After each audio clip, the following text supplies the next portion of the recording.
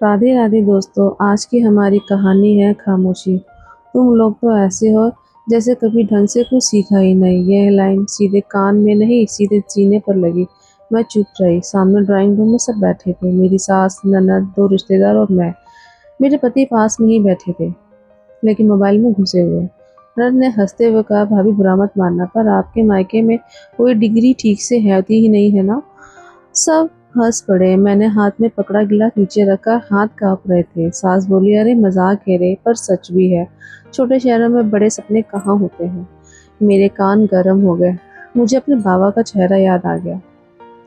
छोटे से कमरे में बैठकर उन्होंने मुझे किताबें खरीदी थी।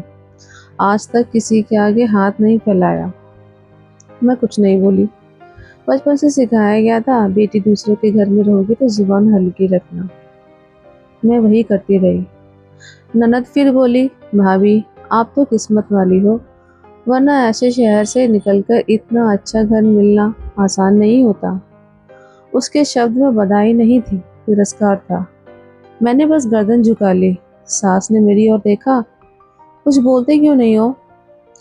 सच ही तो कह रहे हैं, मैंने धीमे से कहा। हाँ, बस यही शब्द निकला।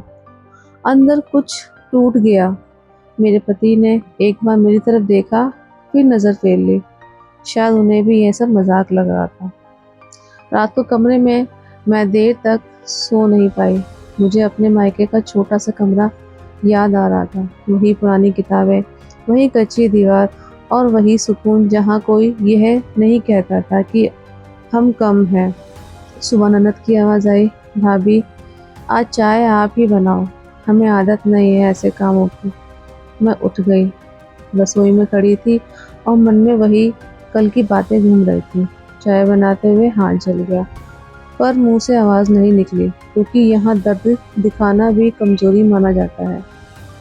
ननद आगे आई, अरे जल गई, ध्यान रखा करो, हर काम तुम्हारे बस का नहीं होता। मैंने सिर हिला दिया। मेरे भीतर एक ही आवाज़ थी जो कह रही थी, कब तक, पर अब जुबान बंद थी। सास बोली, इन्हें तो घर का सलीका भी नहीं आता, मायके में क्या सिखाया होगा। यह बात सुनकर मेरी आंखें भर आई। माँ की तस्वीर आंखों में घूम गई। वही माँ जो अपने फटे आंचल में भी मेरे लिए किताबें छुपा लेती थी। मैंने आटा गूंथते हुए आंसू आटे में गिरने लगे। कोई देखने वाला नहीं था, अगर देख भी लेता तो शायद यही कहता कि ड्रामा मत करो। यह मुझे सहना सिखा रहा था। हर दिन थोड़ा थोड़ा मेरी इज्जत उतारी जा रही थी और मैं हर दिन चुप होती जा रही थी। उस दिन घर में मेहमान आने वाले थे। सास सुबह से ही चिड़चिड़ी थी। देख लेना, तेरे मायके वालों की तरह कुछ भी उल्टा सीधा नहीं होना चाहिए। यह बात उन्होंने ऐसी कही जैसे मेरे मायका कोई गाली हो। मैंने सिर झुका लिया। नंद बोली, भाभी आज सब कुछ बढ़िया बनना चाहिए, वरना लोग कहेंगे छोटी जगह की लड़की है, संस्कार भी वैसे ही होंगे। मेरे हाथ रुक गए। एक पल को लगा कि मैं कुछ बोल दूं, पर वही डर, अगर बुरा मान गए तो फिर से। मैं चुप हो गई। रसोई में अकेली खड़ी थी। कढ़ाई में तेल गर्म हो रहा था और मेरे अंदर कुछ और गर्म हो रहा था। दरवाजे की घंटी बजी, मेहमान आए। सास ने मुस्कान ओढ़ ली, आइए आइए, बहू तो है ही, सब संभाल लेगी, जैसे मैं कोई मशीन हूँ।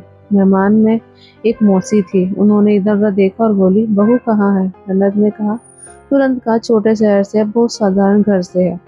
मौसी ने ऊपर नीचे देखा, अच्छा तभी इतनी सीधी है। उनकी आंखों की तारीफ नहीं थी, तरस था।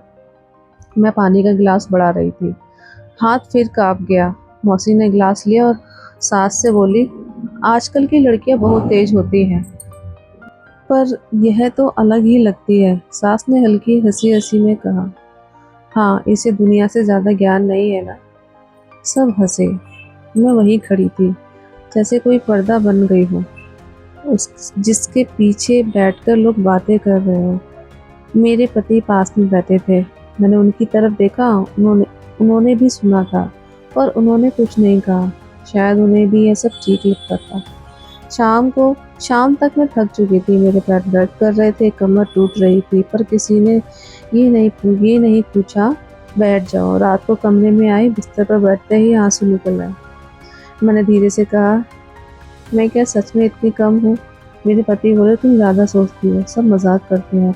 मैंने उनकी तरफ देखा, मजाक में रोज मेरा मायका क्यों नीचा किया जाता है? यह सवाल मेरे मन में था पर जुबान पर नहीं आया। मैंने बस इतना कहा, अगर कल मैं तुम्हारे घर के बारे में कुछ कह दूं तो तुम्हें कैसा लगेगा? वो चुप हो गए, फिर बोले, तुम ऐसा क्यों करोगी? मैंने सिर झुका लिया, क्योंकि मैं ऐसी नहीं थी, मुझे लड़ना नहीं आता था, पर अंदर कुछ बदल रहा था। हर ताना मेरे अंदर एक पत्थर जोड़ रहा था, और पत्थरों से दीवार बनती है, फिर जो एक दिन हुआ, या तो बचाती है या टूटती। अगर अगली सुबह सास ने कहा, तेरे मायके से कोई फोन आया है? मैंने कहा, हाँ, माँ की तबीयत ठीक नहीं है। सास बोली, अब वहाँ जाने की मत सोच लेना, हर छोटी बात पर मायके दौड़ जाना अच्छी बात नहीं होती। ननद हंस दी, वैसे भी वहाँ जाकर क्या करोगी? छोटे शहर में बैठकर मैंने पहली बार सीधे ननद की तरफ देखा। उनकी आंखों में मुझसे अपनी औकात दिखाने का घमंड था, और मेरे अंदर पहली बार एक हल्की सी आवाज़ उठ रही थी। छोटे शहर में इंसान रहते हैं, पर वह आवाज़ अब सिर्फ अंदर ही दबी थी। उस दिन माँ का फ़ोन फिर से आया, आवाज़ में कमज़ोरी थी। बेटी, बस तुमसे बात करनी थी। मैंने फ़ोन कार से लगाए रखा और कुछ नहीं बोल पाई। आंखों से आंसू गिरने लगे। सास पास में ही बैठी थी, उन्होंने देख लिया। क्या हुआ?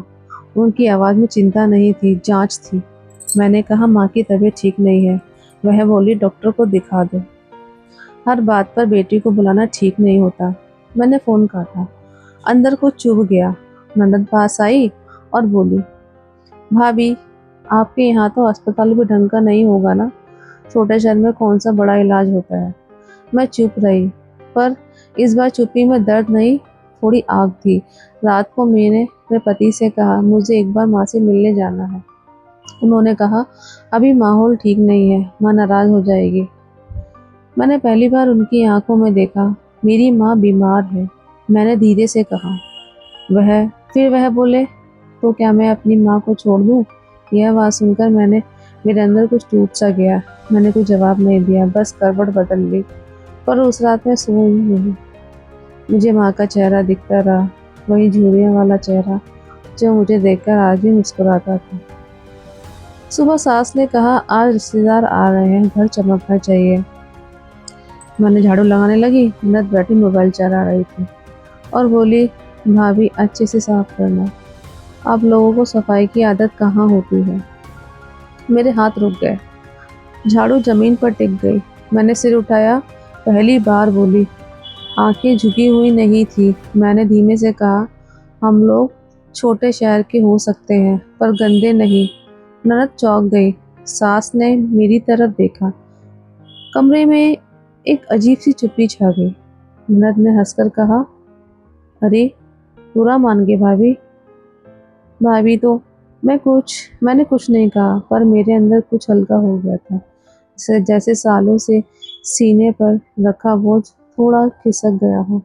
शाम को रिश्तेदार आए, फिर वही बातें हुई। बहू छोटे शहर की है, बहुत साधारण घर से है, किस्मत से यहाँ आ गई।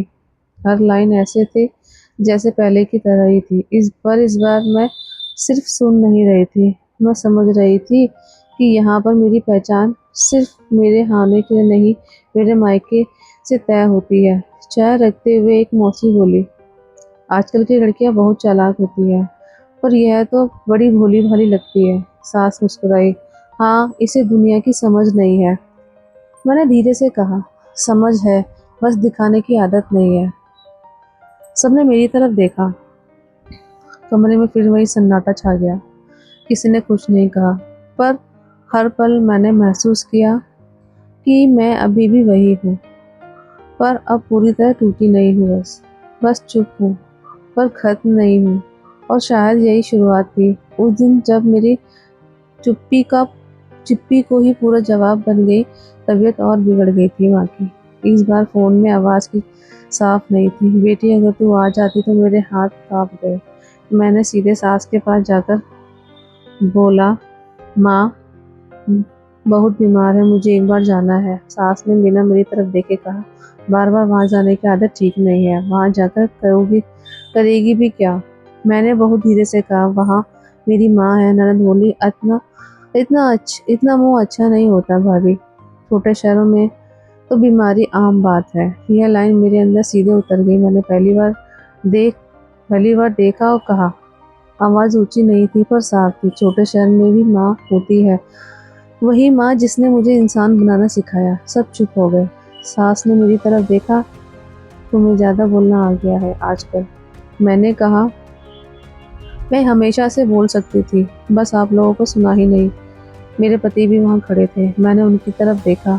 अगर मैं आपके घर को नीचा दिखाऊंगी तो आपको कैसा लगेगा? वह कुछ नहीं बोले। कमरे में कोई आवाज़ नहीं थी। मैंने कहा, मेरा मायका छोटा हो सकता है पर वहाँ मुझे कम नहीं समझा गया। यहाँ सब कुछ बड़ा है पर हर दिन मुझे छोटा किया जाता है। सास की भौहें चढ़ गई। तो क्या शिकायत है तुम्हें? मैंने पहली बार पूरी बात कही।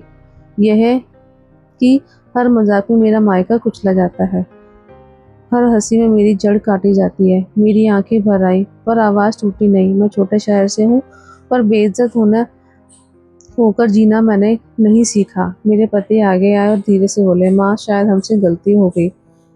सास कुछ देर चुप रही फिर बोली, हमें नहीं पता था कि तुम्हें इतना बुरा लगता है। मैंने कहा, बुरा लगता था पर अब चुप रहना और बुरा लगता है। एक दिन उस दिन के बाद मायके गई और माँ के पास बैठ गई। उनका हाथ पकड़ा। उन्होंने मेरी तरफ देखा और मुस्कुरा दी। उस मुस्कान में भी कोई कमी नहीं थी। वापस लौटी तो यहाँ पर वही घर था, वही लोग भी वही थे, पर मैं अब वो नहीं थी। अब जब कोई कुछ कहता तो तुम छोटे शहर से हो तो मैं चुप नहीं रहती, बस इतना कहती हूँ, हाँ मैं छोटे शहर से हूँ। और वही से मैंने खुद की कीमत सीखी है। उनके उसके बाद में ताने खत्म नहीं हुए पर उसका असर खत्म होता गया, क्योंकि मुझे पता था कि मैं कम नहीं हूँ, मैं सिर्फ कम बोलती थी। इस कहानी से हमें यह सीख मिलती है कि छोटा शहर घर का हो सकता है, इंसान का नहीं। इज्जत वही पाता है जो खुद को कम नहीं मानता। कहानी दिल को छू गई हो तो लाइक, शेयर और सब्सक्राइब ज़रूर करें। धन्यवाद।